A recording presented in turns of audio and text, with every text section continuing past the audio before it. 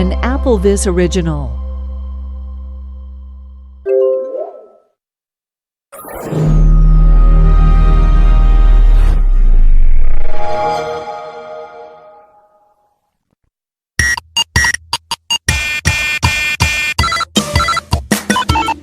Hello and welcome. My name is Thomas Domville, also known as AnonyMouse. Welcome to a brand new podcast that AppleVis is presenting to you called Gamers Corner.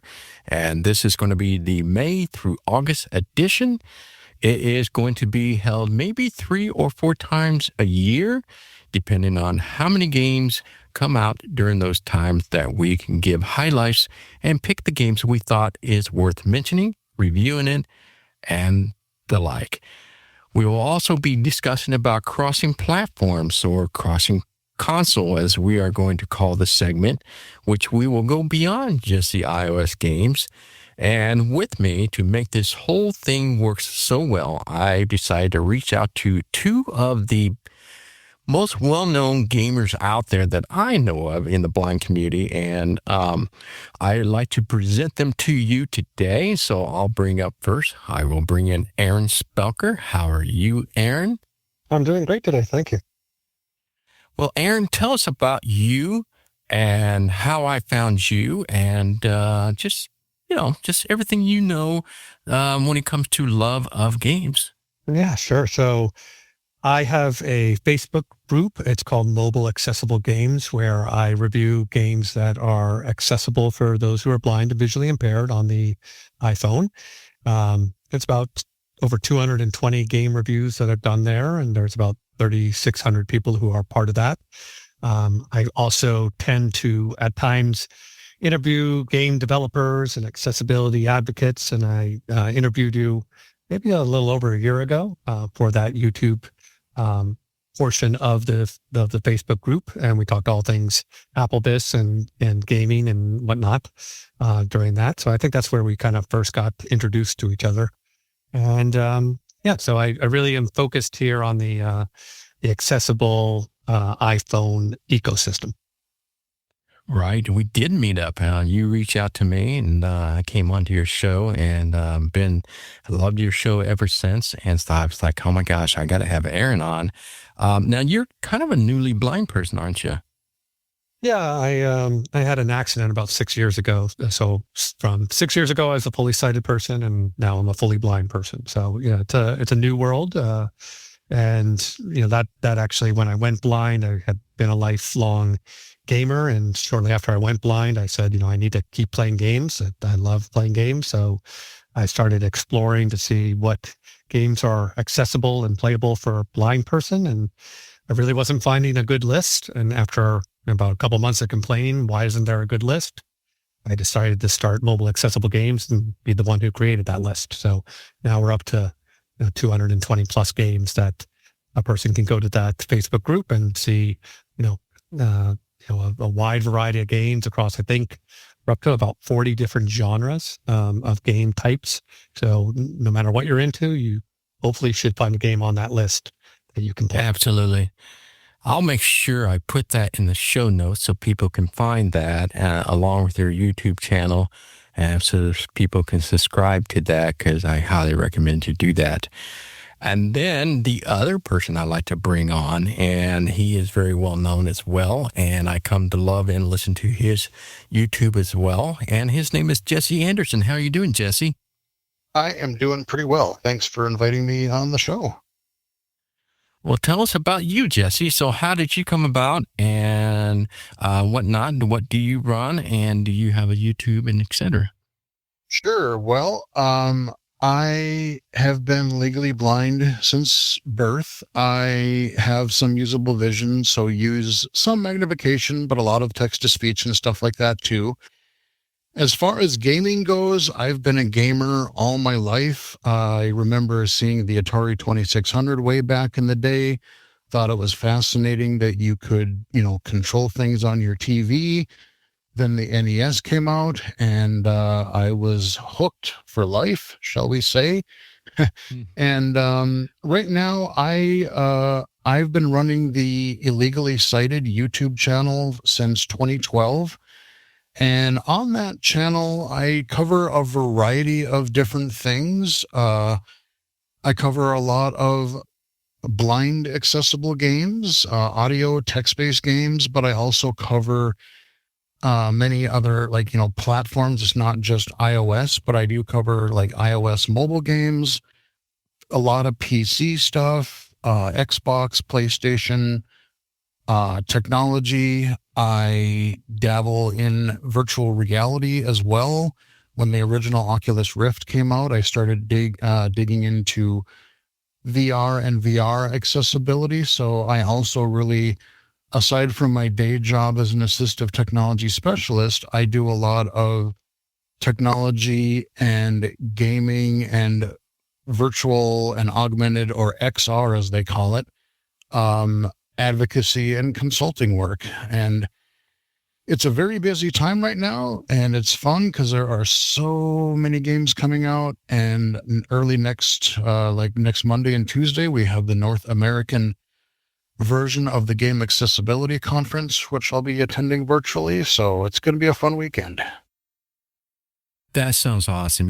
I love the both of you because both of you brings things to the table. And, Jesse, you being low vision where Aaron and I have no vision at all, kind of brings some perspective to us for those listeners that are also low vision, but also across platforms, which is going to be very interesting and going to be kind of an awesome podcast to be able to explore different things other than just iOS out there. Because I know a lot of us have a lot of passion for games like Aaron. I've always had a passion for games too. And just to show our age, Jesse, is that I also remember that was Atari 2600 days. And I remember going to the stores and renting some games and running back home, get my best friend out, and we get some frozen pizza out, watch David Letterman and start playing games into the wee hour of the nights. And that's where the beginning of the experience. And I had the privilege of having vision for a lot of those years. So I did get to play with the Nintendos during the NES, Super NES, the 64 GameCubes and things like that, and the early PlayStation games. But I was not able to enjoy Xbox and the later version of PlayStation, and obviously like the Nintendo Switch and the Wii's. But we all come to the table with something, but the common denominator is that we are all true gamers here. And so the point of this podcast is just to bring and presence of games that you may not be aware of, or maybe you are, and you just want to hear our reviews of things. And so we're going to start with the first segment. So I'm going to take games that came out or that have been updated that are noteworthy during the May through August of 2025 time zone, or time frame, I should say. And we kind of discuss this behind the scenes between the three of us, and we came down with the two games we like to kind of talk about and review and give our thoughts about it. And the first game to talk about is Glory Frontline. And what I like to talk about Glory Frontline, guys, is that I'll start with, let's just start with Jesse first on the Glory Frontline. If you can give us an idea what this game is, and then we can go from there and talking about the game itself and possibly give our thoughts of the game and the mechanics and things like that. So if you wouldn't mind, Jesse, could you give us a kind of a nutshell what Glory Frontline is for those that have not seen or played this game? Sure. So Glory Frontline is kind of a unique game because they're actually doing quite a bit with it.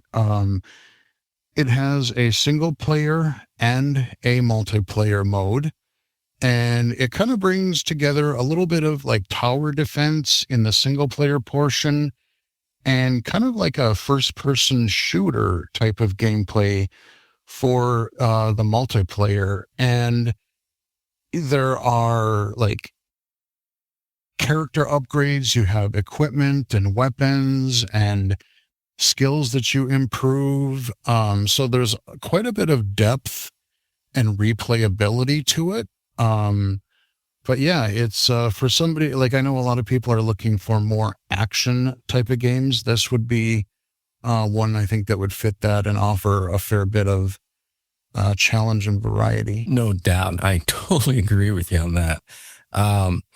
I think the complexity of this game is mind-boggling. But before I get there, I'm going to go over to Aaron here. And when you played the game itself, Aaron, what did you think of the game itself? Did you think it was overly complicated, or did you think it was like, oh my, this is like something unique? Or what did you have in mind when you played this game?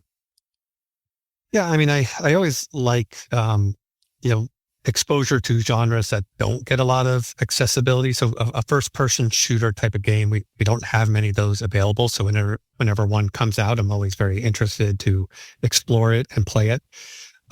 This has kind of a concept of, you have kind of lanes that the enemies are coming down.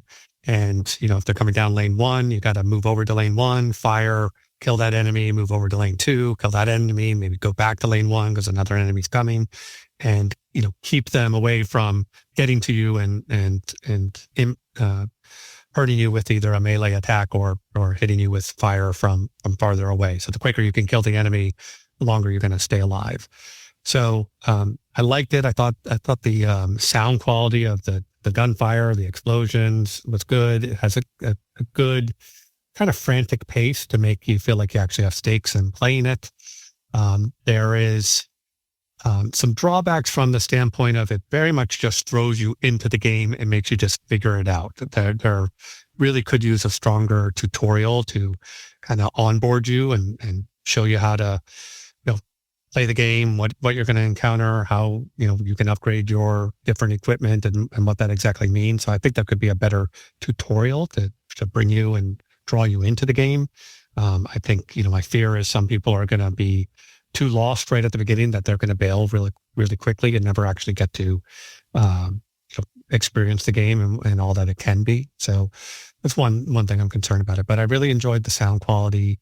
I did enjoy the different enemy types that you face. I thought I did a good job of utilizing the sound to convey what is happening, as well as kind of a voiceover narration to let you know who enemies are coming down one lane versus another, how close they're getting, so you actually know where is the closest danger that you really should be facing and trying to destroy before they get to you. So overall an interesting game. Some challenges in some of the gameplay, but as any game, I played it early on. I'm hoping that they will continually improve it, take feedback from people, and make an even better experience as we get out here, 3-6 months from launch.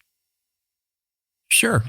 Absolutely. I totally agree with you. I'll kind of weigh in a little bit and then we'll come back to Jesse. Is that, one of the things that I see a lot on AppleVis is that we get a lot of simple games. There's so many out there. There's a variety of different types of games. And the one thing that I see some of the most hardcore gamers that always have requested is, number one, we want to play visual sighted people games.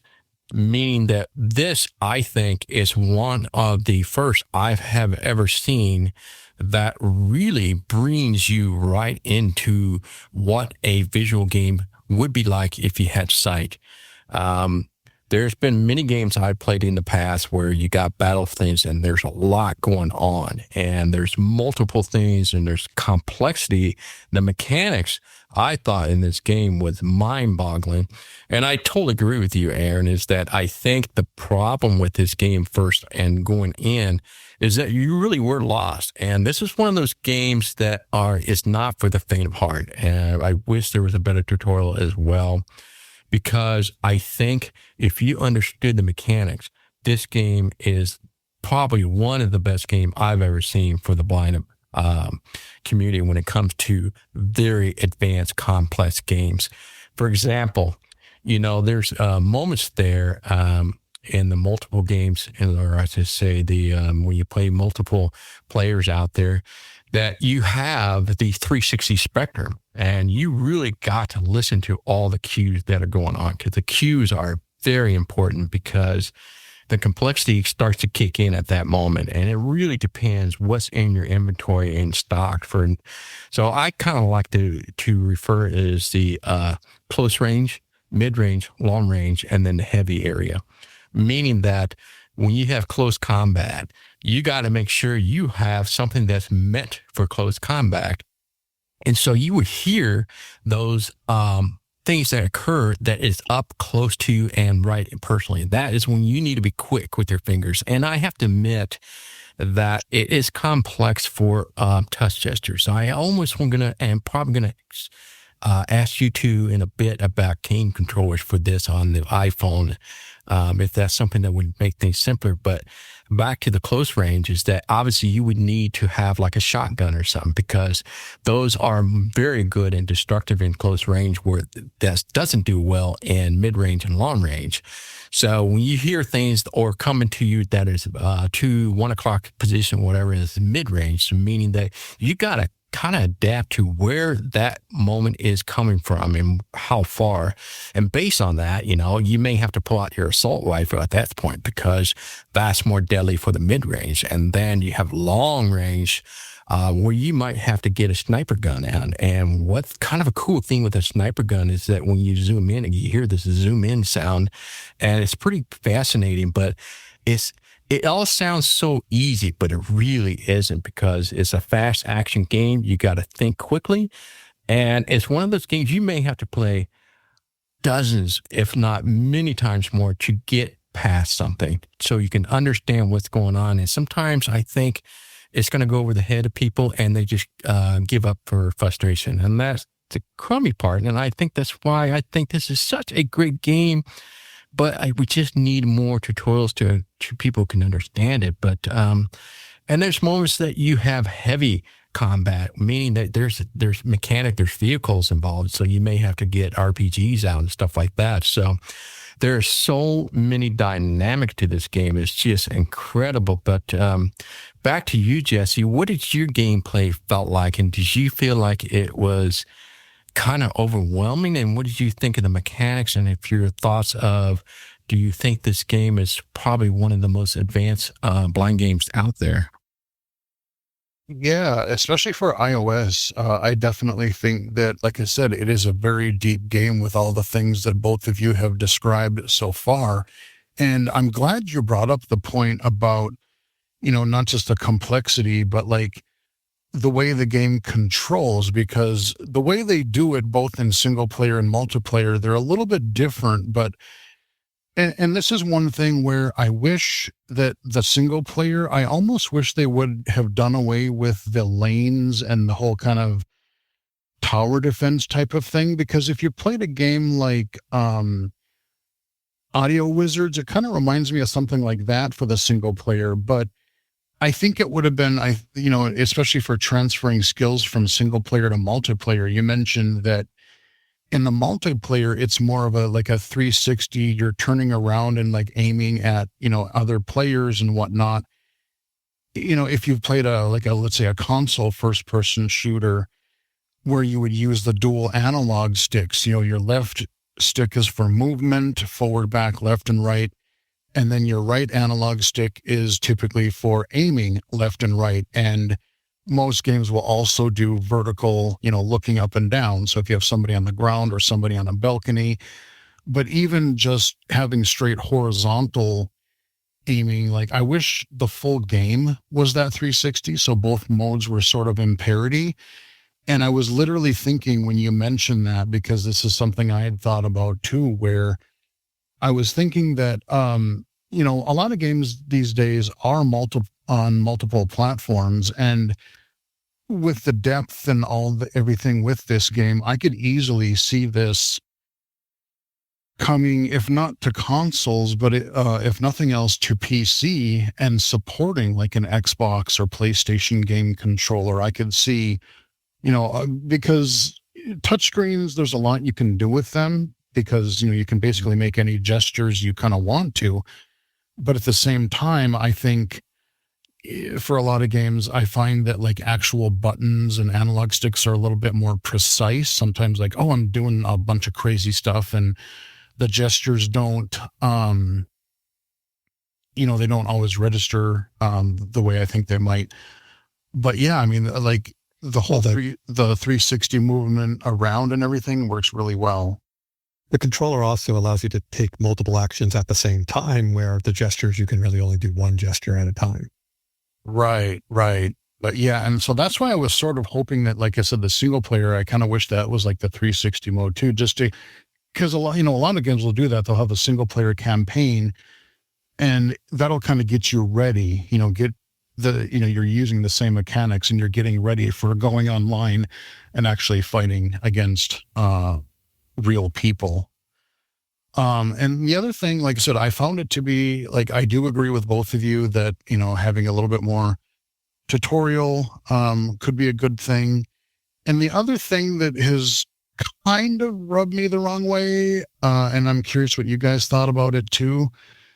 I'm totally on board for the game having, having elements where you pay for a game, you pay, let's say, to get rid of ads, or you pay for certain, you pay for the base game or whatever. But there's a little bit of this.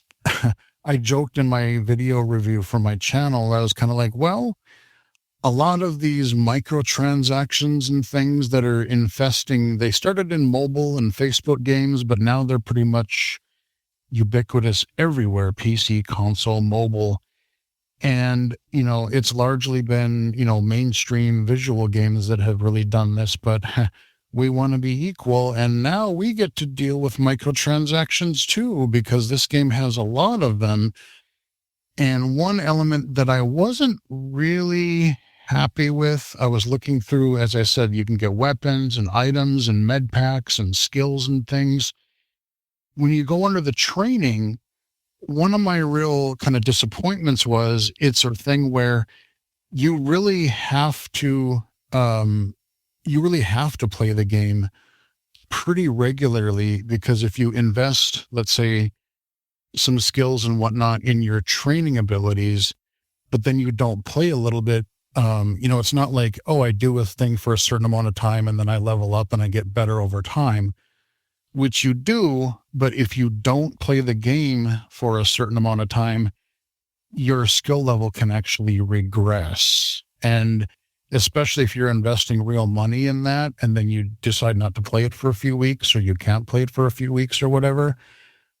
I don't like the fact that your skills can actually go down, that kind of a thing, especially when you put all this kind of, all these timers and microtransactions. I would rather pay a little bit more for a full game and not have to deal with timers and ads and microtransactions. But I'm curious what your guys' thoughts on that are. Well, for me, it kind of goes back to the lack of a tutorial and kind of a slower onboarding, because I think the microtransactions is going to be a Band-Aid for people who can't really figure it out. And it'll be like, okay, well, I can compensate by just upgrading my weapon as opposed to learning the game. And if you kind of do that and you don't really learn the game, then you're going to stall out, because you're not really going to be able to progress, because the stronger weapon is really not going to, allow you to advance through the game if you don't really understand how to efficiently and effectively play. So it gets kind of this pay to win or pay to maintain, as you were mentioning, that regression. You're going to, pay to get back to where you were, and why, why you can't always play every single day. People have lives. I think that, again, I think there's plenty of people who will see, wait, I'm going backwards. Okay, forget this game. I'm out. I'm going to something else. So yeah. I think it does a lot of things that are concerning to me that I think are going to turn people off and away from the game, as opposed to draw them in and retain them. So I think they've made some, mistakes in model ultimately, because you're going to only retain the hardcore play every day go people, you're not going to retain those casual people who are casual gamers. And it's a shame because the core mechanics of it and stuff, there's a lot there to like. Right. I'm with both of you guys. I totally agree with you is that there are several big cons, and we're not quite used to this. As a blind community playing these games, we're not used to this on iOS. This is kind of a new thing, I think, personally, because you finally got the console quality game here. But bringing that to the iOS also brings in some heartaches when it comes to pitching out money and things like that we aren't used to. And I totally agree with you, Jesse, is that I think a lot of us would agree with you that a one-time purchase or a purchase that isn't so much of would have been great. But, it's unfortunate is that some game developers are like that, and that's how they make the money. But I agree. I think this game could be easily forked over to another platform that could present and bring in more experience for those that want to do these heavy games. So I agree with both of you. I think this is definitely for heavy gamers. This is definitely not for everyone. This is going to be for the hardcores. They have a lot of times in their hand and want to play with it nonstop, but you want that console feeling.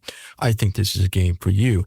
So now let's give this a grade if you guys don't mind. I'm going to go ahead and give it a C, just based on because of what Jesse said about monetizing. I think it's one of those games, if you don't use it, it's going to digress, and that could deter people. I think the complexity, but yet I almost give it an A when it comes to mechanics, and bringing the real console game to us is there, but I think they fail to present tutorials and things to make this easier for those playing in the blind community.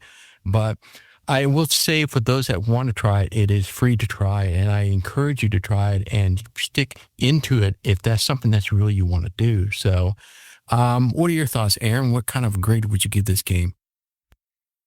Yeah, I mean, I think it's overall a B-. There's a lot that's interesting and good. I think you got to go in, as you said, this is a hardcore gaming type of experience. It's not a casual type of experience.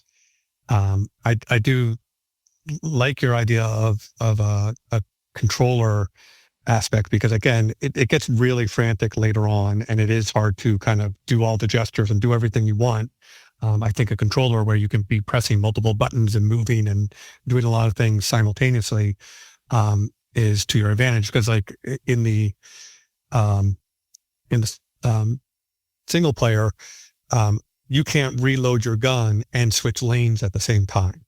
And, why not? Those are two different gestures. And if you start doing the other gesture before the gun is fully loaded, then you disrupt the loading of the gun. So that can really, it's not kind of as realistic as you would hope. But if you could do that in a controller where you could be using the joystick to move while using the buttons to reload, I think that would make that an even more in-depth type of experience in this game. What about you, Jesse? I'm kind of right there with both of you guys. I guess I would probably hover between a B- and a C. Again, I think gameplay-wise, there's a lot of potential.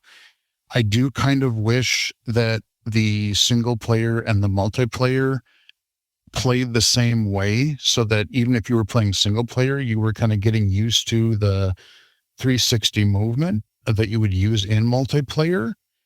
Again, I think there could be a little bit better onboarding, tutorialization, that kind of a thing, because it can be overwhelming. Even it took me a little bit to figure some of it out right away. But, like I said, gameplay wise, audio, like the audio design, the music, the sound effects and everything, all of that was great. But I guess the other thing that really gets me, and again, don't get me wrong, I am totally willing to pay for a game, but as you said, we all have lives and everything, and me being, I play a lot of, not just iOS games, but my Steam backlog is just, I have so many things I got to play, but, there's so many other things that are drawing my attention, that this whole timers and it's like, oh, well, I want to get an upgrade, but I have to wait 4 hours for this timer to go, or I pay real money. And, I've complained about that in like a lot of visual games on my channel. And that type of thing just generally rubs me the wrong way, especially if if your skills can degrade over time. If it would just stay at one level and go up, that's cool, that's okay. But the fact that you can also kind of regress, I don't know that I definitely want to keep an eye on it to see what the developers do for updates. And I would be very curious to see potentially like a Steam version with, controller support or something. Exactly. Yeah, that's well said, both of you, and I thank you that. Let's hop into our next game and our highlights during those months. We found that we want to talk about Joker Poker Texas Frenzy. This is an interesting twist of a game. I will start with Aaron here. Could you give us a nutshell what this game is about? Yeah, so it's interesting. It is, think of a classic poker game where you're making, pairs and flushes and straights and, full houses and things like that. Except there are all these modifier cards that get applied to the scoring of your hand. So you can get things that say, 3 times multiplier on scoring any clubs that you have in your hand, or anytime you play a full house, get 10 times the points. So there's like all these different modifiers. There's modifiers where you can say, instead of getting the normal 7 cards, every hand you'll get an 8th card. So there's a lot of different strategy that gets employed, making each gameplay and play through unique. Your goal is to kind of move up through each level, playing and beating a certain point until you reach the boss at the end of that level, who's going to have some sort of roadblock in your way, where it'll be, you only score half the points, or you have 1 fewer cards in your hand, or you only get 2 discards instead of 3. So there's things that at the boss level that try to hinder you from being able to beat that boss. So it really is, kind of like a poker roguelike experience. Really a lot of different moving components to it for your scoring that really makes the strategy unique. As you start playing the hand, you start or going through the levels, you start realizing what kind of modifiers you're getting and trying to build and get multipliers that will augment each other, so that you really, really ramp up your score. So you really got to be strategic on how you build your deck, how you build your multipliers, what multipliers you want to be applying to your hand in order to get that score. And knowing what is coming on the boss, you might know that the boss is going to reduce your scoring by half. So you really have to think about, how do I multiply that score up so I can actually have a chance of beating that boss? So you have kind of short-term and long-term strategy that you need to apply in order to, beat all the levels and be declared, winner of that particular deck type. Yeah, I mean, this game is definitely, I think, addictive, and one of the funner games. I don't know if that's a real word, but one of the more fun games I have played in a long time. How about you, Jesse? So what do you think of the mechanics of the game? What do you think that this is doable for a lot of the folks out there that can play this game? What are your thoughts on the game itself? Yeah, so believe it or not, this game is kind of an homage, an accessible homage to a game that I got very, very, very hooked on that came out, I believe, in like early 2024, which was called Balatro. And there is a PC accessibility mod, which I have yet to check out for Balatro. But Joker Poker is very heavily based on that as far as its mechanics and the way it plays. I love this game. Like I said, I got very hooked on Balatro last year, and when Joker Poker came out and I could play this with voiceover on my iPhone. Yeah, I got sucked in quite a bit again because it's like Aaron said, there is so much depth. You're not just playing like a simple. This isn't your typical simple card game where it's over and done pretty quickly. You have your short term, your long term goals, but like, yes, you're playing poker hands, but you have jokers, you have planet cards, tarot cards, celestial cards, and all of these can either do temporary or permanent buffs or modifiers to your hand. And what I find is interesting, like if you're used to playing regular poker, one of the things that you have to get used to is, let's say in regular poker, you have like a pair, 2 pair, 3 of a kind, 4 of a kind, full house. You have that kind of hierarchy. And you would think that you would play, if I can get a full house or a 4 of a kind, that's probably the better thing to do. But that may not actually be the case because, again, you have all these modifiers, you have these boss kind of debuffs that they put on you, which can be really brutal. I remember getting to the very final boss of of a run. And I thought I had such a good hand stuff built up and I just got wrecked right at the end. But there may be times where, if you have built your modifiers in your deck to where 2 pairs can give me exponentially more score, it may be more beneficial for me to play that 2 pair than it would be for me to play a full house. So it's kind of those sort of really interesting gameplay wrinkles. No, I love the game. It's really, really good. My only real complaint is there are a couple of accessibility issues where on a couple of screens, like when you're choosing some tarot cards or like you buy, there's a shop in between each round as well. You're earning gold or money. And you can sometimes buy Joker cards or some of these, different modifier cards. And sometimes there are a few things that aren't labeled. So you might not quite understand what a certain card is, or they may only tell you the number and not the suit, or I forget what exactly it was.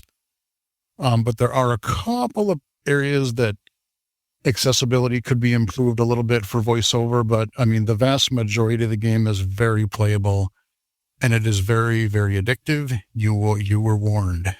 That's what I would say. Right. I have to agree with you on that because I felt like when I first played this game, I was like, when I first heard it, I'm one of those that's like, oh, another card game. What is this with the card games? And usually I'm turned off by that. But this, however, is so different.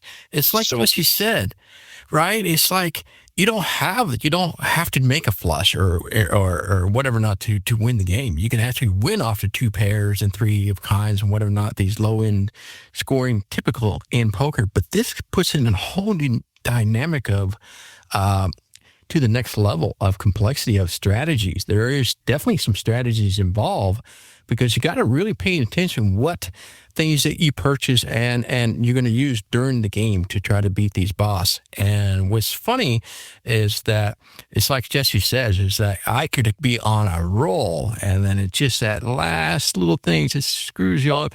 But that makes the replayable of the game. And that's what I love about it. You just want revenge. Right. It's not just replayable in terms of I can do just over, but it changes all the time. The dynamic isn't the same as, if I would play poker every day, it's the same. You're doing the same old thing. I'm looking for 3 of a kind, 4 of a kind, flush, whatever it is, the highest you can get suits and make it and a flush, whatever not. But this takes it to a whole new level. But I will have to agree, there are some quirks to it, and I will give a kudos to the developers that they continuously come out with updates, improving accessibility on the game itself. That's why I want to highlight it, and I think worthy of taking a look. But overall, I just love this game. Now, it isn't a game that got tabs and buttons and things like that. There are things you may have to double tap. There may not be a button, or the placement of things. It's one of those games I am going to tell people is that this is not a swipe left, right kind of a game. This is going to be kind of a touch explore areas. Once you get the hang of it, you know where the tarot cards are, the planet cards are, where you need to go into that section. You know where the cards are, and you can look at it. You're going to know the placement of those buttons as the more and more you do it. And the more you do it, the more natural it becomes. So it is kind of a struggle at first to kind of get a grasp of the interface. But overall, I'm a huge game fan of this as well. Did you find this to be just as addictive, and did you have quirks of your own, Aaron, when it comes to playing this game? Oh, yeah. I mean, from a gameplay standpoint, I love this game. This is right up my alley. And, we're talking about these things. I have some numbers here. There are over 200 different Joker modifier cards. There's 13 celestial cards, which is basically multipliers on different hand types. Like you get better scoring on a two pair, and you can up that multiplier. And so I might have, as Jesse was saying, I might have my multiplier set on my two pair. I might have gotten that up to 10 times, where actually a two pair is scoring better than a full house is, that I only have set as a one-time multiplier. There's 22 different tarot cards, 18 spectral cards, 32 voucher cards, and then there's special material cards that add some unique multipliers for different card types and on very specific cards. Like you might apply a gold to your ace of diamonds, or you might have a steel to your eight of hearts, which gives you a different scoring point for that card value. So the mixing and matching all this makes, as we said earlier, each time you're playing through very, very different, because depending on which Joker cards you're getting, you might say, oh, this Joker card's really going to pair well with trying to always get a straight, because you might have a Joker card that says you don't need 5 cards to do a straight. You only need 4 cards to count as a straight. So then I'm going to set my multiplier on my celestial card on straights to be as high as possible, because I can get high points and only need 4 cards to do that, as opposed to 5, and really ramp up my scores. So it's really kind of unique mix and matching depending on what cards you're getting, and adjusting your gameplay to fit the cards that you're getting. So that makes each gameplay through very unique. Now, to me, there is some inconveniences, which you guys were kind of starting to mention, where, you might swipe to the right and not get to something, and you might have to tap on the screen to find it. You have some numbers that are not labeled. It might say 0 of 5, but you don't know 0 of 5 what exactly. Then that would be your number of Joker slots, and then 0 of 2 would be the number of tarot slots that you have, but it doesn't say that. But over time, you'll learn that that's what that is. So it's not game breaking, if you will. It's just kind of annoying, if you will. There's clearly a conversion of language, because there's some phrasing terminology that you like, instead of saying skip, it says jump over. Instead of saying back, it says return. So like, what we are kind of used to as terminology, they're using some different terminology, which I'm sure was just some translate, from whatever original language to English. That's what it's coming up with. There's also some terminology on a card, like this Joker card does whatever, and I have no idea what it's saying. I don't, whatever the conversion is, I'm like, those are words that are words, but that does not really make a sentence that I understand exactly what that is doing. So that's some stuff that could be cleaned up on just kind of the translation, if you will. But there is one part that I find that is game breaking, which is after you play your hand, it clearly goes on screen and totals up, all of the different multipliers that you're applying to generate a score of, let's say, 23,000 that you earned. And it clearly flashes that up on screen and calculates it, but it does not auditorily tell you that, you applied this multiplier, you got this point, this multiplier, you got that point, and it all adds up to 23,000, which without that information, it kind of makes it difficult to really fine tune your strategy and to play this at the highest strategy level, because without that information, you are kind of guessing that you think you know what it's doing, but maybe it's not doing exactly what you think you're doing, or maybe you're missing some opportunities that if it was clearly spelled out to you, you would better have an understanding how to get your score even higher, and what you're doing, that you're missing out on applying a certain type of card that would really ramp up if you could double this category as opposed to you're doubling another category that's scoring much lower. So that fact that it does not give you a chance to review the scoring of your total points after each round and how you came up with those, I think is in some ways game breaking for those who want to play this at the highest level of strategy. Again, I never got that information, and I made my way through the game and beat it on many a times, but I always felt like I was missing out on something by not having that information. I do agree with you, and I'm glad you brought that up, because I kind of forgot about that particular element, because like you said, you can still get through the game and I still get a lot of enjoyment out of it. But yes, I would like to know exactly what it's doing, and I would like to have that same parity of information that the sighted players do have. Does anyone know if I'm glad you mentioned the because there's so many mechanics and variation to this game. I forget what you call them, but like the modifiers were like your steel, your gold. I could never find a place, almost like a glossary in the game, to tell me what is a gold modifier do, or what is steel. I did figure that out. What you have to do is you have to select a card that has one of those, gold or steel or whatever, and then you have to swipe to the left to before your first card, and it tells you, plus 50 points or whatever the modifier is for gold versus steel. So you have to do it card by card, and then you have to swipe to before where your cards start, and it indicates what the adjustment is. Yeah, and interesting. And again, what Thomas had said too, I'm glad you really brought this up, because this is something that I regularly bring up for iOS games on my videos too, is, many games, yes, you can technically swipe through them, but I think whether it's a game or a productivity app or whatever, I think it's really, really important to not just know how to swipe through an interface on a touchscreen. Explore by touch can save you so much time and headache. So that is such a great skill to learn, because it is a complex interface, but you can zip around it really well once you get to know it. Right. So yeah, this is another iOS game that is free to try. There is a optional in-app purchase, and I think, is that in-app purchase, that just remove the ads? So that's kind of makes you happy. So it's a one-time purchase to remove the ads. Is that right, Jesse? Yeah, I believe it removes the ads for the most part. And there is a thing where you're arbitrarily playing. You can play the main challenge game, and then you can play like a hand against other players, I guess. And you can win. But yeah, there is I totally did do the in-app purchase for this one, because I really enjoyed it.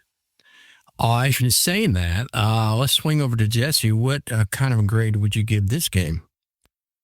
I would give it, I know there are a few accessibility things, very, very valid things that Aaron mentioned, but I would still give this like an A, probably an A- with the caveat that if these were fixed and a couple of these things were more readable, I would give it an A or an A+, because I love this game. How about you, Aaron? Yeah, from the gameplay, I love the game. Accessibility, it's a C for me right now. It's you have to kind of struggle through it, and but it's stuff that's fixable. So if the developer takes some time, you can bring that accessibility up pretty easy. Guys, you both present good points, and this is kind of hard for me to grade, because I'm with Jesse. Is that once I got over the area and where I need to go, and over the quirks that the game has. Given the history of the developers continuously come out with updates to fix the accessibility, I almost have to give this an A- too. I haven't had this much fun in a long time in a game. There's games I put away, there's games I just quit or just whatever not. But this is a rare card game, and I could say I love this. But I agree with Aaron that when it comes to accessibility, I would almost give it like a B-. There are some areas that might drive you a little bonkers, but with a lot of these games that comes out with iOS that get a lot of popular mention are going to never be over 90% accessible unless they were really, really, really good. There are some games like that, but for the majority, that's just a way of life, unfortunately. But I think it's usable and playable. What were you thinking there? Yeah, and one caveat that I will say, and this kind of does, factor in, and like I said, this is why I love that we have all these different perspectives, because as a low vision player, there are things where this is why I love a touchscreen interface and voiceover, because as a low vision user, I can see that things are there. And sometimes I may not be able to explore by touch to it, but I can flick to it. Or sometimes I can touch or I can flick to it, but I won't get there if I explore by touch. And so for me as a low vision player, even if I can't read or see exactly what it is, I can see that something is there. And so I might have a little bit easier time figuring out the interface than either of you would, because I can kind of see little parts of the interface and go, well, there's something here. Maybe if I flick to the left or right, or maybe if if this isn't working, let me go ahead and explore by touch and see if it tells me what's there. So that's why I probably gave it a little bit more of a curve than you guys did on the accessibility. No, that makes total sense, and that's why I love having you on, is that there's low vision out there that needs to know about that. But you're right. There are certainly things that Aaron and I don't, we take things for granted, where you probably get a little more frustrated because you're like, how in the world do I get to there? But we know exactly, we just go here and go left. I spend time on any new app, whether it be a game or just any app, I kind of do both. I try to start at the top left and swipe right till I can't go anymore. And then I also just kind of tap, a finger's width, all the way across and all the way down until I've touched every spot on the screen, just to see if I hear anything different that I didn't get to when I swiped. So I can kind of learn both ways, where things are by touch and also where things are when they swipe.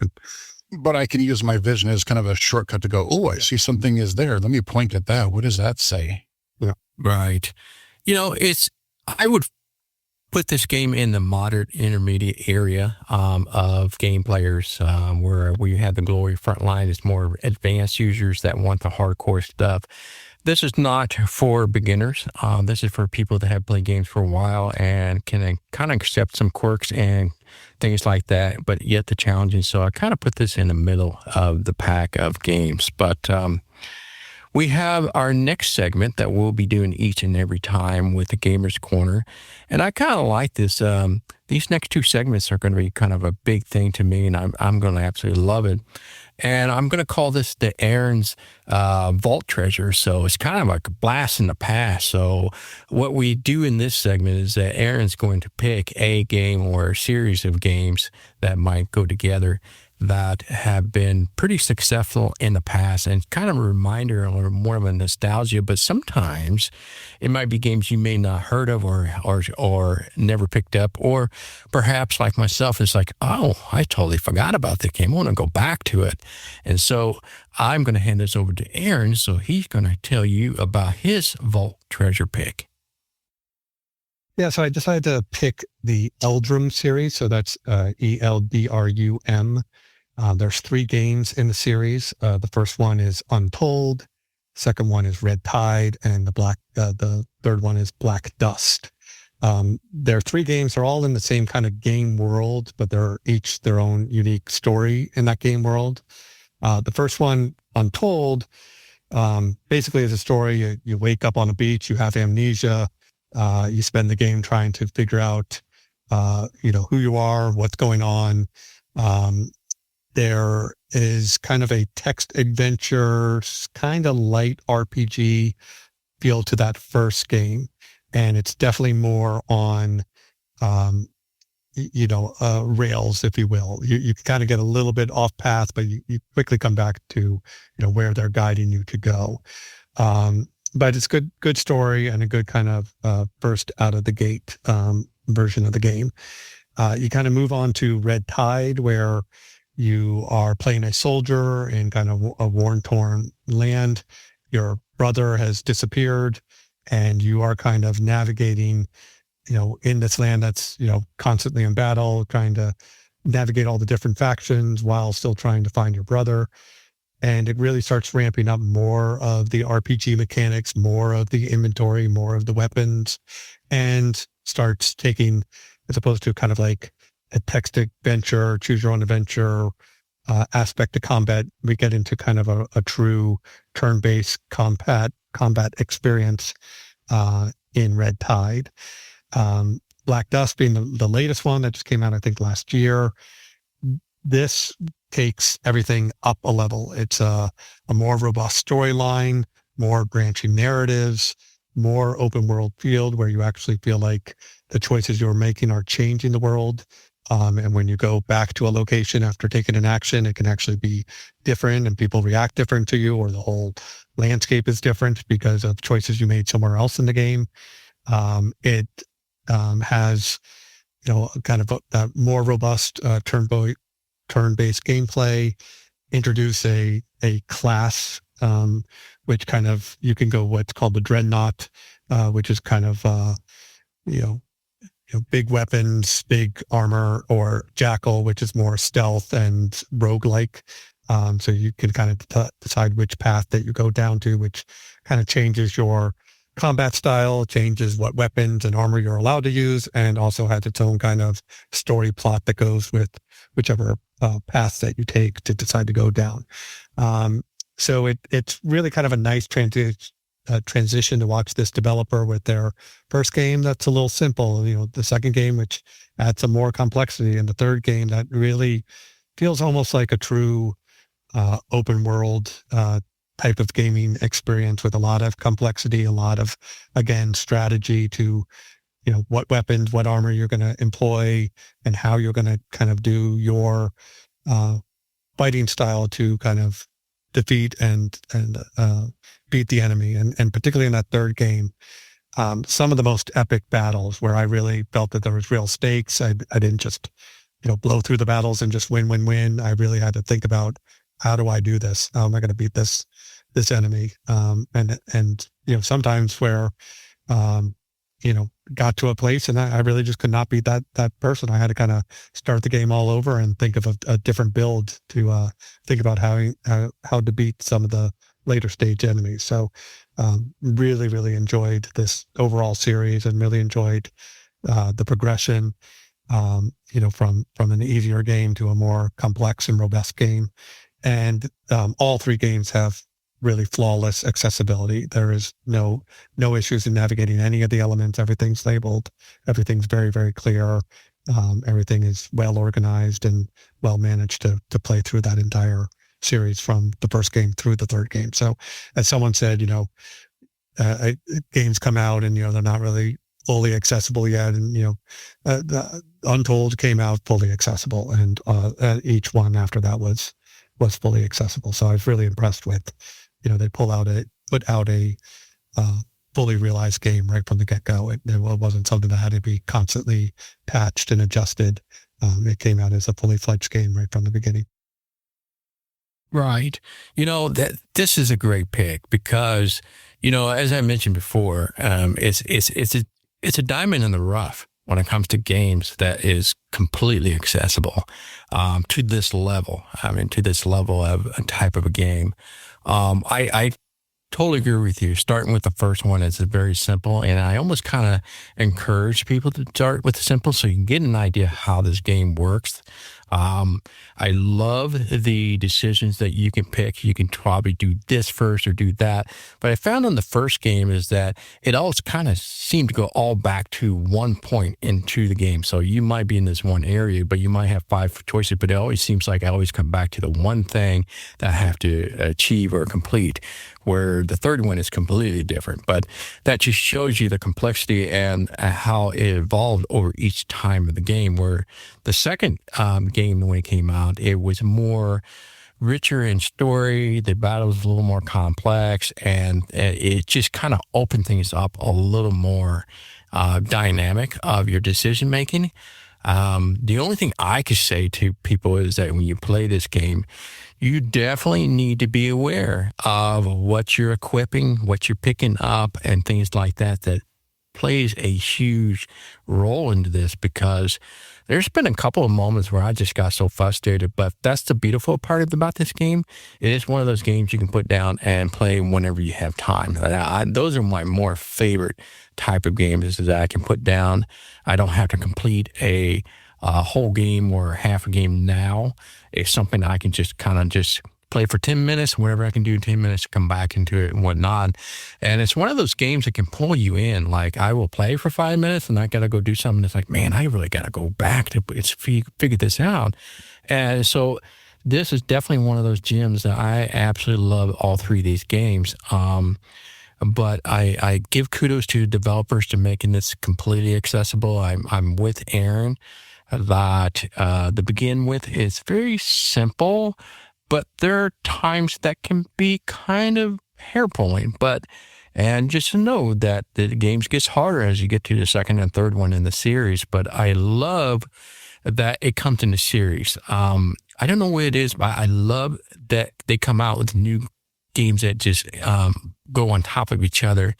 And that could probably be true for any games with chapters, where you can get new chapters and kind of go on a new quest and bigger and better models and mechanics of the game. But overall, I really love these three games. If this is something that sounds interesting to you, I definitely want to pick it up. It's not, I don't think it's I don't know. I play a lot of RPGs, but this is one of the few RPGs that I really, truly enjoy. I don't like a lot of RPG games. It just depends on the game. But this one definitely had me pulled in. What about you, Jesse? Yeah, I would agree with both of you. Interestingly, kind of like you, especially since I do play a lot more visual games, over the years, it's really interesting, actually, because for the longest time, I found that, I really like a lot more of the action, whether it's, sword slashing or first-person shooters or platformer, whatever it is. I kind of like more of the real-time action. And I never really got into a lot of your turn-based menu, Final Fantasy, grid-based tactics, strategy type of games, role-playing games much in general. I really got into, the Elder Scrolls series, Fallout, Mass Effect, because those had a lot of real-time elements to them. But as more of these kind of more traditional turn-based games have come out on iOS and even now to PC and such, what I've kind of found is that I do appreciate them more. Maybe it's just partly because I'm getting older, but also I think it's because, I really think it's because, especially being low vision my whole life, typically in RPGs, there's been a lot of, you're looking at stats and inventories and menus, and maybe you're having to read loads and loads of text dialogue for stories, especially in the 16-bit days and that. But now that you have these types of games that have, either spoken dialogue or voiceover support or, both, I find that I'm really getting into these types of games more because they are inherently a lot more accessible.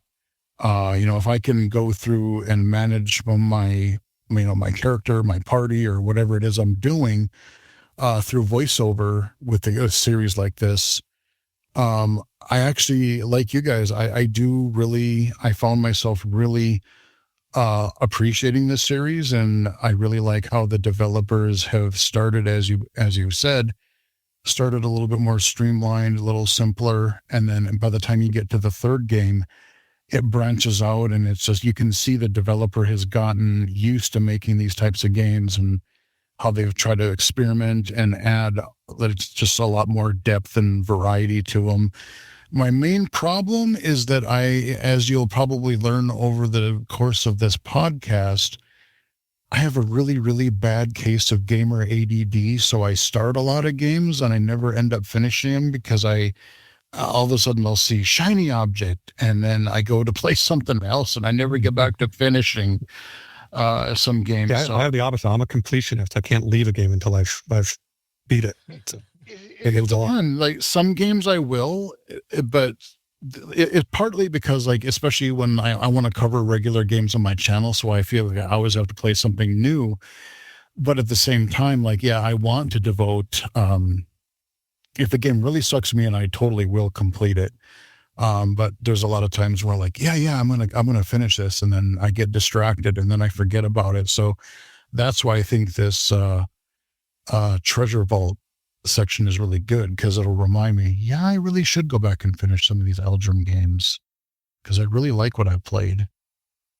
You know, it's awesome to hear the perspective of each of us, because you can kind of start to learn the dynamic of each other, of what kind of games you like, because that's the beautiful part about gaming, is that there's so many different types of games, and we might be lured into certain games more than others, you know, and that makes sense. And I think, and I can't help to think, Jesse, is that you're drawn into more action because you do have some vision, where we find, Aaron and I find, things that are sighted or visual are more complex. It's not a bad thing, but it's much more harder.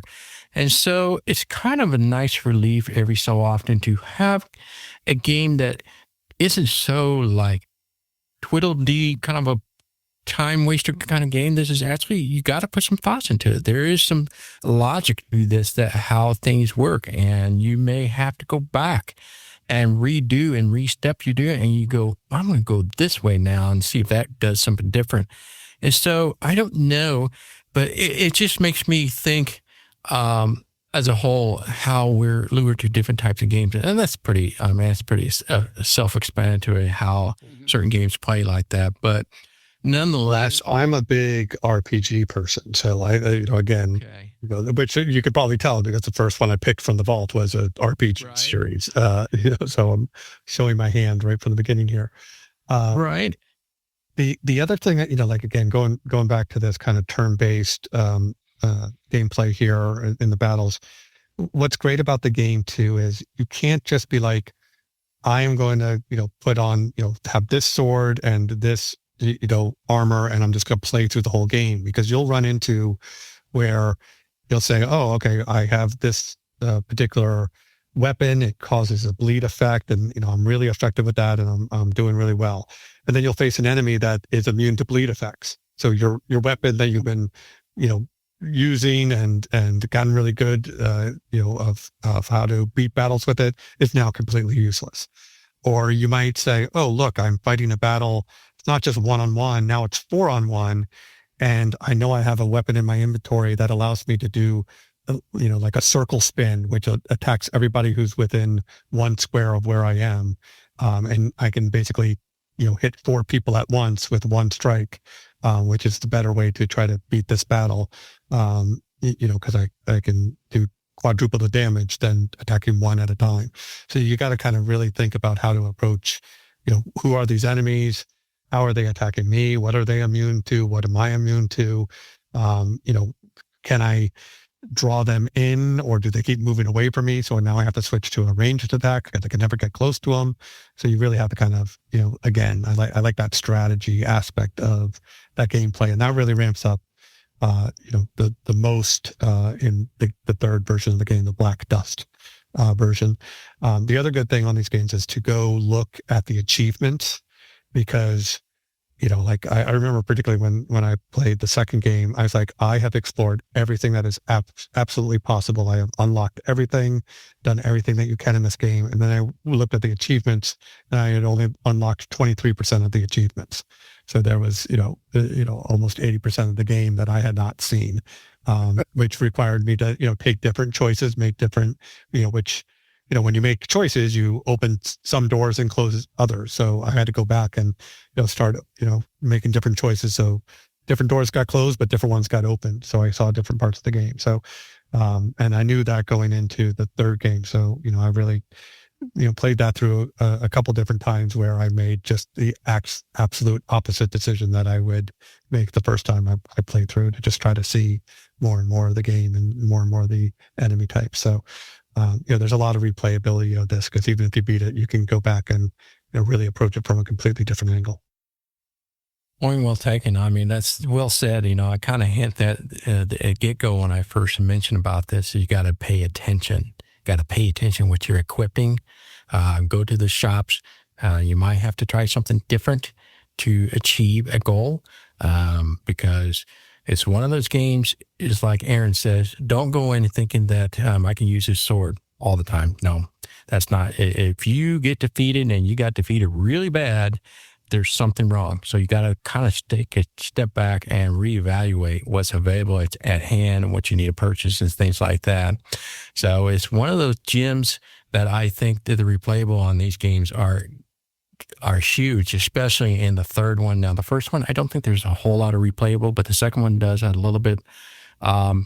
But nonetheless, they're all available. The first one you could replay a second time. Like the first one is you just make the opposite choices you made the first time, and the two playthroughs is a choice. Yeah. Well, yeah, if you want to do that, I'm thinking in terms of playability. Like, I could go opposite, but I'm thinking, when you retrace your steps, you can go to a totally different story plot and things, and so that's kind of what I was thinking. But oh, yeah. So this is available in iOS. All three games are.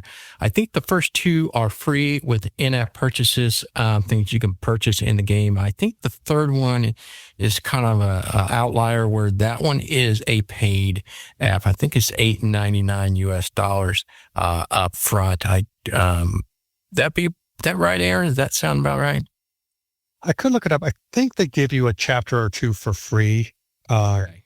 Before you have to pay. So you get a feel for the game. So, all right. That's good to know. So if it's something that you would love to try, and if you just want to skip the first two, it's one of those games you can. You're not going to understand the whole story, but I think it's still playable. Yeah, they're each their own unique story in a world. Right. So like, you can pick up any one, but it's worth going through the transition, through the progression, Untold, Red Tide, then Black Dust. Right. they are all very accessible, and I would definitely recommend them. All right, so let's do what we always do here. Okay, Aaron, we'll start with you since this is your baby.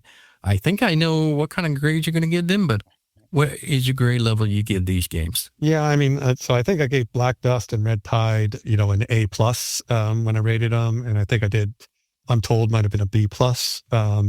And again, just because it was a pretty straightforward, on the rails type of game, there wasn't too much complexity, fun game, great accessibility on that first one, but there wasn't really the complexity. But, when I got to Red Tide and Black Dust, it really has every component of what you need in an RPG type of game, which is, you need to have a good main story. You need some side quests. You need to be able to get lots of different types of gear that you can customize.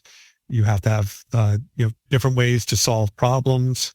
You have to have interesting non-player characters or NPCs that you run into that augment the story. And those two, particularly Red Tide and Black Dust, had all of that in spades. So those two both earn an A+ for me, and then a B+. A good starter game. And a good groundwork for what they later delivered in the two sequels. What are your grades there, Jesse? It's funny. We all kind of have similar opinions on today's games, but I kind of have to agree. with, again, the caveat that unfortunately I have not actually fully completed all of these. But I love the progression of kind of just, especially for the second and third games, how they've really opened things up for more decision making and replayability. So yeah, I mean, I would probably, I would around an A. Awesome. I have to say, as I mentioned before, I'm not a huge RPG fan, but I will say when I first picked up Untold for the first time, I actually enjoyed it. I definitely would probably give that in the B range, like Aaron's mentioned. Then I picked up the second one, the Red Tide. I thought that was an A because I could definitely see some improvements and things got better. I thought the story was a little better. The combat mechanism was better. And then, of course, when the third one came out, the Black Dust, it was like, wow, this guy has really matured out and made this like the best of the best when it comes to RPG. And I enjoyed it a lot more than I thought. So I definitely would give that in the A+ range as well, if not an A to an A+. So it's definitely one of the top games of my choice too. And then with our final segment of the podcast, and I'll be kind of explaining some things we might do in the future podcasts of the Gamers Corners. But for this podcast in specific or episode, we are going to go to the next segment. And this is going to be in Jesse's area because Jesse is kind of an expertise. And this is where I find things very interesting. I really wanted this to be in a podcast because, I don't know a whole lot outside of iOS games anymore, and I want to know more, and I hear so much more. So we're going to dedicate this section to Jesse, and I'm going to call this the Jesse's Crossing Console segment. So this is where he will introduce a game that might be on a different platform other than iOS, and just kind of give us the opening of our eyes and thoughts, and maybe, wow, this is something I might want to do because I always had this dream. Maybe I should get Steam on my PC and give things a go. So why don't you tell us about your pick for Jesse's Crossing Console game? Okay, well, I had a really tough time because there's so many games I would love to highlight. But for my first pick here, I chose a little game called As Dusk Falls. Originally, it came out on the PC and the Xbox consoles, I believe. And eventually, a couple years later, it got released to the PlayStation 5. And the neat thing about that was not only did it come to a new platform, but over that couple year period, they introduced additional accessibility features to the PS5 version and then actively put them into the existing versions as well. So As Dusk Falls, I would call it an adventure game. It's not like one of those kind of, early, like the 90s hunt and peck, like adventure games where you're trying to find arbitrary objects and combine them. This is very heavily story-based. Again, this is not a game for the youngins. Some really gnarly stuff happens in this game, but it is an adventure game where the gameplay primarily consists of choosing between a lot of dialogue and action choices. And then there are also segments where you have QTE or quick time events, which are basically you are given like a quick button prompt, or like, I forget, like there's like an analog stick movement or button prompt that you do in order to perform some sort of a task. And traditionally, the quick time events, I'll start there. I usually hate those because they are often, they have pretty strict time limits for those. If you don't perform them in a very quick period of time, you will fail them. And sometimes they appear and disappear so quickly, or they could appear in a lot of different places around the screen in some games. So it can be really hard, especially as a low vision player, to play them. But what As Dusk Falls does is the game has full menu narration support, text to speech for the menus and options and everything, and all of the dialogue choice decisions are support text to speech, and the QuickTime events also support text to speech. So when I played through, I this is a game I did play through all the way, and I was hooked. I plowed through it in like a little bit over, like probably in 2 play sessions, because even the QuickTime events are totally blind accessible. And when I went through the game the first time, I did not miss a single QuickTime event. That's how accessible it was. So I was very impressed with that. And so the gist of it is like the story of As Dusk Falls is you primarily play this guy, Vince. He's a really kind of likable family man. Him and his family are on the way to moving to another state because his wife got like a new job. He is in the process of figuring out what he wants to do because he worked as an airplane mechanic, and he basically got fired, and there's a potential lawsuit happening because they're blaming him for failure, like some plane malfunction thing, and they're blaming him, and he told them that, no, this wasn't the case. But as they're traveling, the family is traveling to their new state, they encounter this other family in Arizona where, so the 2 sides of the story is you got Vince, the family man, and then you have these 3 brothers that you learn more about their story. They're kind of the villains of the game, and you both cross paths at this hotel because for a little bit you play as Vince, and then you play a little bit as one of the younger, I think it's the younger or the middle brother of the 3 that primarily focuses on him.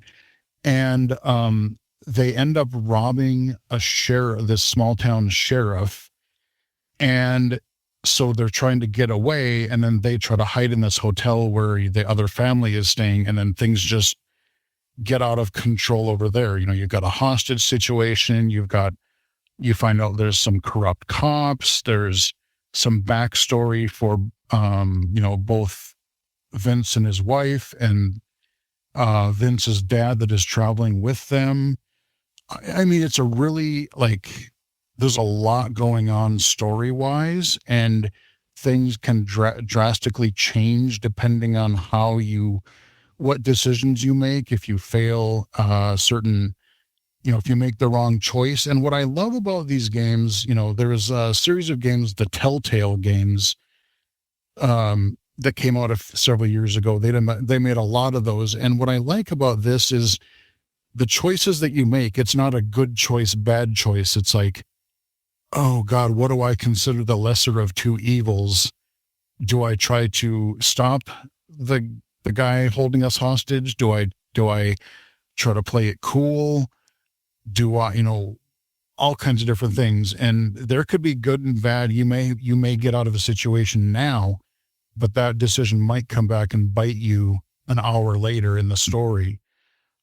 So there's a lot of replayability.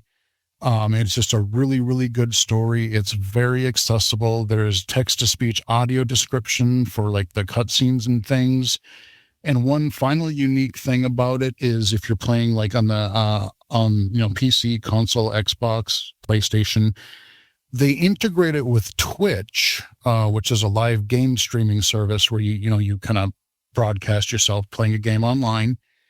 But they have it where, and I have not tried this, I've played it as a single player game, but what you can do is you can integrate it. If you stream the game to an audience, the audience can be involved in kind of weighing the decisions that you make. So like you could make a decision and the chat will make a decision, and that will affect like how what choices you accept. So it's a way to really a creative way to bring in the game audience into your experience of playing a game. It's really, really good. I love the story. I think which is beautiful first choice. And now this being different segment, Aaron and I have not played this, but I have heard you play, and I'll put that in the show notes where people can find this particular show where he demonstrates this game with the new accessibility option on there.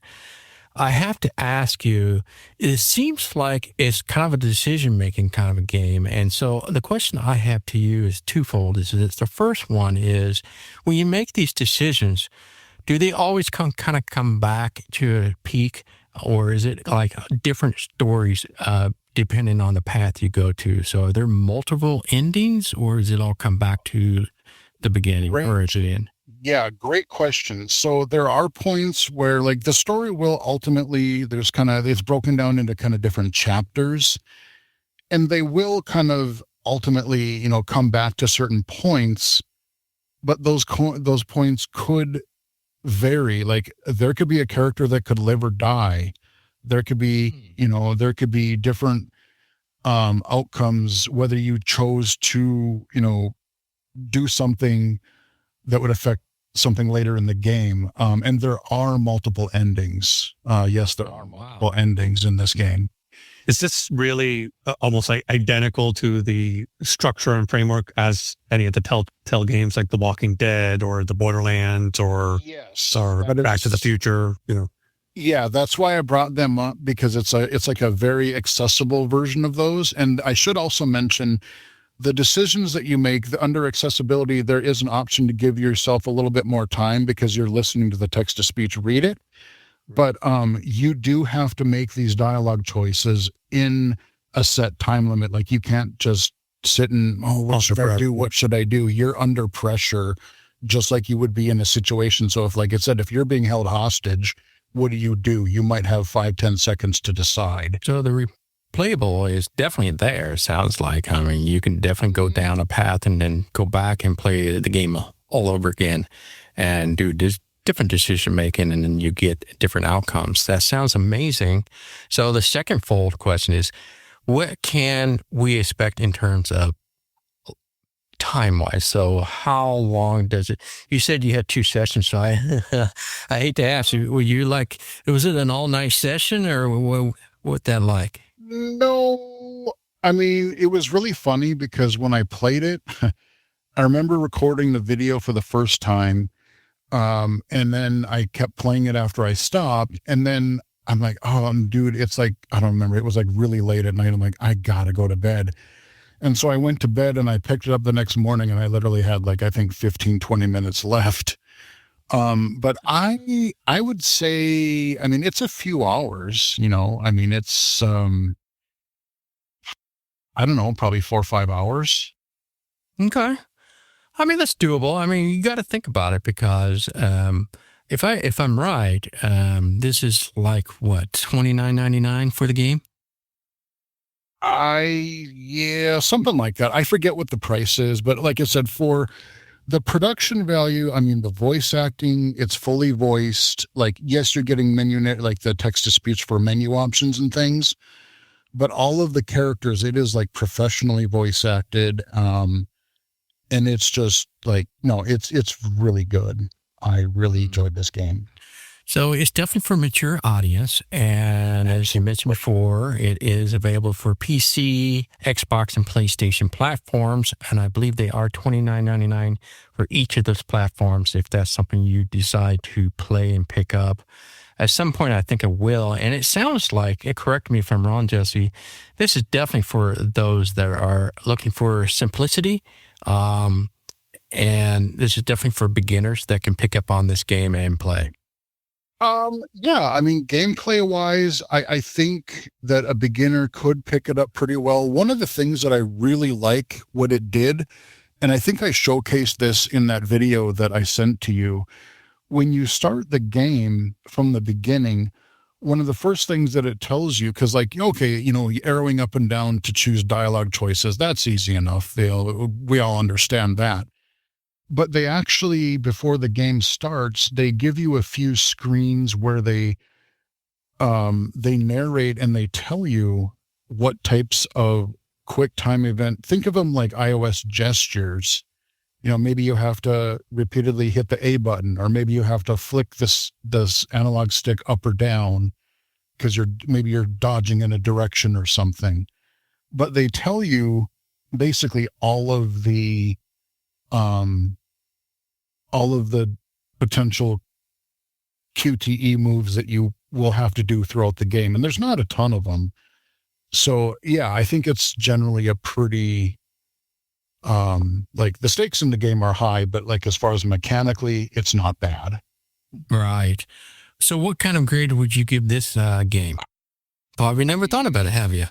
Well, I mean, personally, like I would give it an A because I think it's very accessible. The story is really good. I know that it's not, you're not fully controlling a character like you would in like a first person or a third person game. It's kind of like you're playing through like a movie type of thing. And that's why your quick time events represent like, and it could be anything from like, I'm scrubbing a dish in the kitchen to I'm dodging out of a way as a bus crashes through a wall or, anything. So, I really enjoy it. Awesome. That's going on a two-freckle question. Since this game is very similar to the Telltale games, have they made the Telltale games accessible at all? Has anybody gone back and done that or no? Not that I know of. And honestly, that was the one frustrating thing. I loved the first season of The Walking Dead. Yep. But the problem that I had with those is the timer would go down so quickly on that dialogue that I was not always able to quickly read the choices enough, so I wouldn't be able to respond in time. So I ended up making choices I didn't want to sometimes. Yeah, I think I remember, generally speaking, if you were running out of time, like the up was the positive and the down was the negative, like for the most part, like you could get away, and the left and right were the relatively neutral choices. Yeah. If you didn't have time to read it. Yeah. Yeah. I mean, that general rule. But that Walking Dead Telltale, as well as the Borderlands Telltale, are two of the funnest games I've ever played. And actually for different reasons. The Borderlands one is just hysterical. Some of the funniest sequences in that Telltale game. That was surprisingly good. It's really funny, and I kind of petered out on the later seasons of The Walking Dead, but like that first season, I don't know, did you play that back in the day? Because I played all of them. That first season, the end of that first season, that is the one that was such a brutal ending. It was no good choice. No, it was, and that's exactly what As Dusk Falls does. Like, it's so good. The thing I loved about the Walking Dead ones was, again, you were watching, like, you'd have the cast of all the characters, and you'd see the ones that got X'd out and died, and then you play through it, and you can have other people die. So it was kind of really interesting to try to work through trying to get somebody to survive. And what's also really interesting about these games is after each chapter, they tend to tell you, how many people? Like how many people made this decision? Oh, how many people let this person die? Or how many people made this choice? I love those stats. Yeah. And it's fascinating. Yeah. And so it's always interesting to be like, I was only one of 10 people who let Susan die. I mean, that's... Yep. Oops. Well, guys, this has been a great first edition of Gamers Corners, and there'll be more of this coming in the future, and I think we will be playing different things into the Gamers Corner. We have lots of ideas that could consist of having developers on for interviews. We may be talking about just specific things. We may talk about accessories. We might talk about type of controllers or what kind of games that we do like or don't like. There's a lot of possibilities out there, so stay tuned to the Gamers Corners, and we'll be back in a couple of 3 or 4 months, and just stay tuned. And I thank you so much for coming on, Aaron, Jesse, and I really love this, and I hope those out there are listening are going to love the new Gamers Corners. There's not a whole lot out there in terms of podcasts that goes over in details like this that we do. And so we would love to hear from you. So when this gets posted on AppleVis, I would love to see some of your comments, thoughts and suggestions and feedbacks or ideas. We are very welcome to. And so thank you guys for coming on. Our pleasure. Absolutely. This was a blast. I love it too. All right. Well, that is going to do for Gamers Corners for the May through August edition. So we'll see you next time. My name is Thomas Domville, also known as AnonyMouse.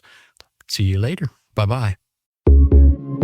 This podcast was brought to you by the community at AppleVis.com. AppleVis, empowering people who are blind, deafblind, or who have low vision to get the most from Apple products and related technologies. A proud member of the Be My Eyes family. For more information, visit our website at www.applevis.com